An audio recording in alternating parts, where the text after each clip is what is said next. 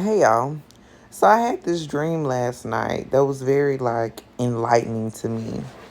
And it was basically everyone in the world was in a slave trade. And in this slave trade, you could be sent back to your family or whatever, but you had to have the right form of identification.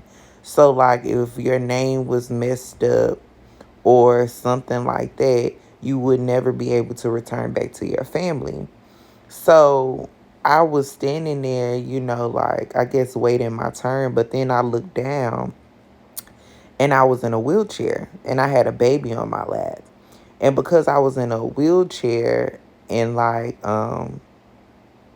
handicapped in the dream, they weren't paying me any mind or any attention. So of course I'm sitting with the Lord about it. And he said, your handicap is your strength. So it's so crazy because oftentimes, since I was a little girl, I've struggled with suicidal thoughts, right? And the main thing that the devil tells me is that the only way you're going to find peace is if you commit suicide. And that's something that I read. I wrestle with for most of my life, and it's funny because from that dream, it really made me realize that what we see as our infirmities, even God can use. Because a lot of times, the peace that we don't have in our lives is from the cultivation of our decisions. Not the cultivation, well, yeah, the cultivation of our decisions, but the grouping of our decisions and the production of it, the fruits of our decisions, the outcome, the effect of our decisions is what make us feel like we're handicapped. But I want to tell somebody right now, he gonna bless you even with the handicap. He gonna bless you even with the handicap. Even if you're not ready, keep going. Even if you're not ready, seek him. If you want to stop smoking, stop smoking. If you want to stop drinking, stop drinking. If you want to stop hoeing, stop hoeing. Make a decision just to do better. If it's you saying no one time to a drink. If it's saying no one time to a cigarette. If it's saying no one time to the weed. If it's saying no one time to the late night booty call. Just say no. And the more you say no, you're going to say, oh, that wasn't that bad. And the lies that the devil tell you, oh, in order to create, I got to smoke. In order to do this, I got to drink. And some people, are harder drugs. Oh, I got to snort this coke for this. And I hope TikTok don't ban me for none of this. But I'm just saying, make the devil out to be a lie. The truth going to always outlive a lie. And so often, everybody wants to preach prosperity right now.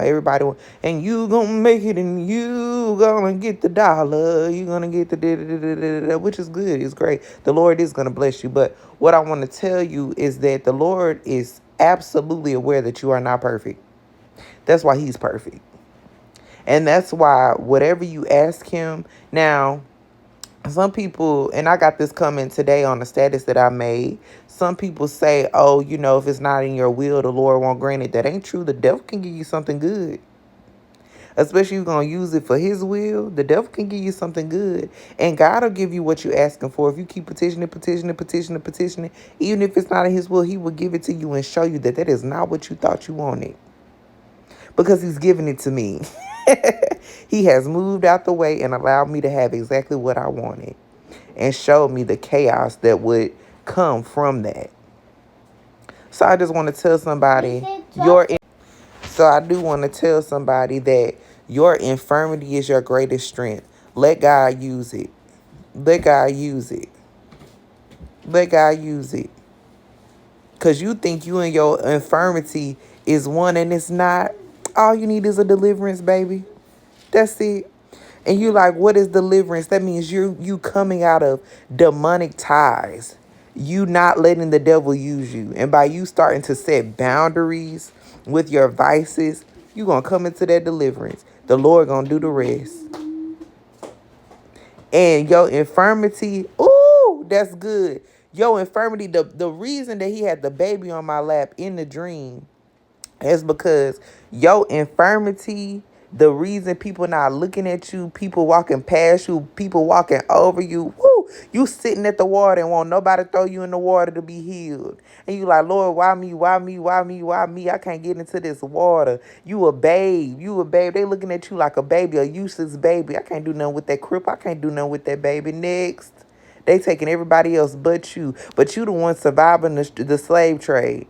You the one that the Lord really gonna use. Because when people see you walking around after you was crippled all them years, they gonna say, I know it was God. I know it was God that did that.